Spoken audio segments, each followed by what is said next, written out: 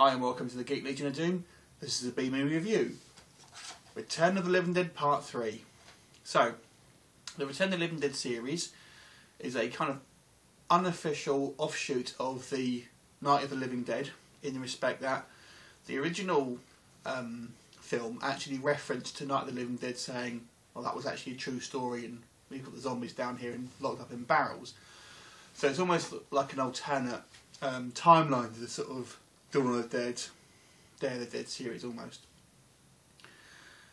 But what makes the zombies in the Return of the Living Dead series different are that they are far more intelligent than pretty much any other zombie on screen.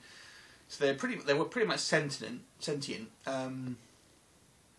They can talk, they can use tools, pretty much do near enough everything that a standard human can do, other than the fact that they want to eat brains, which was also a trope that Return of the Living Dead sort of created, and dead and rotting. You've also got zombies that are far more decayed than kind of like your Walking Dead type,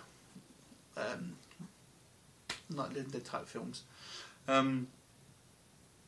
So this number 3, I would say, is probably the second best in this series after the first one.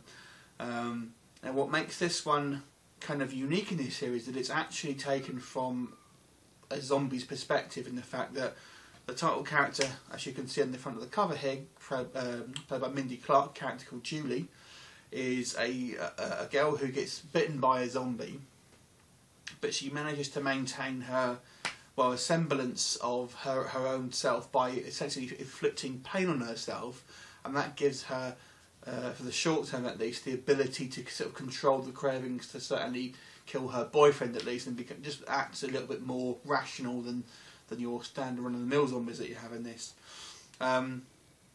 So it's a fairly gory film, but it's almost like over the top, sort of jokey gore. It's not something I don't think it's going to scare you if you're kind of a easily sort of scared person, but it is. There's a fair amount of it. It's very creative, and it's more monster makeup than anything really sort of too realistic, if you know what I mean. It's quite a lot of fun.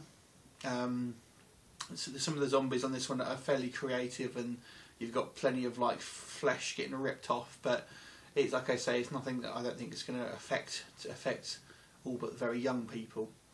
Now, because it's fairly original, I think I'll give it a few marks up for that, kind of for doing something different with the genre.